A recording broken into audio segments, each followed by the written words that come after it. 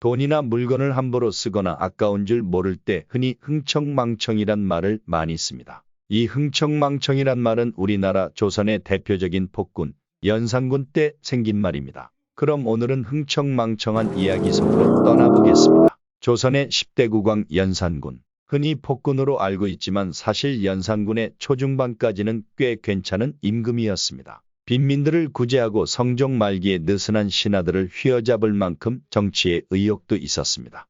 3명의 대비들을 극진히 모셨으며 또한 북방 여진족에 대한 나름대로의 전략 전술이 있었으며 신하들 의견도 그런대로 받아주는 등 연산군의 말로와 비교하면 초창기는 정말로 정상적인 임금이었습니다.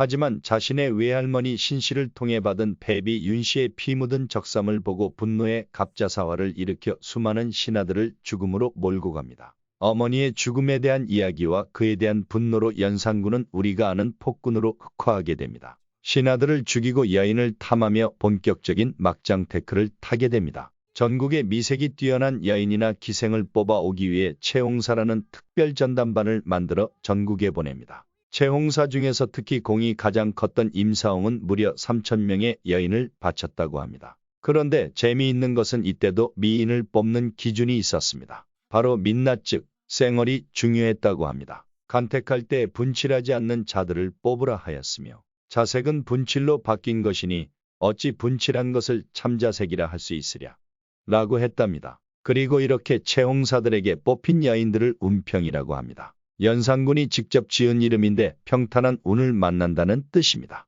이렇게 모인 운평의 수가 무려 1만 명에 달했다고 하니 정말 엄청난 숫자입니다. 백제의 의자왕과 삼천궁녀가 소박하게 보일 지경입니다. 이제 이렇게 모인 운평들은 연산군의 직접 심사에 들어가게 됩니다. 거기서 가려 뽑은 300명의 절세 미녀를 차출해 뽑는데 이들을 흥청이라 불렀습니다. 더러운 것을 씻어내고 맑고 깨끗함을 일으킨다는 뜻입니다. 이들은 특별 관리를 받으며 춤과 기에 그 밖에도 여러 가지 교육을 받게 됩니다. 또한 연산군을 가까이에서 모시는 이들을 지과흥청, 연산군의 은총을 받아 잠자리를 한 이들은 천과흥청이라고 했습니다. 국정농단으로 유명한 장록수도 천과흥청 출신입니다. 연산군 일기를 보면 경예루 목가의 만세산을 만들어 꾸미게 해 흥청 등을 모아 놀다.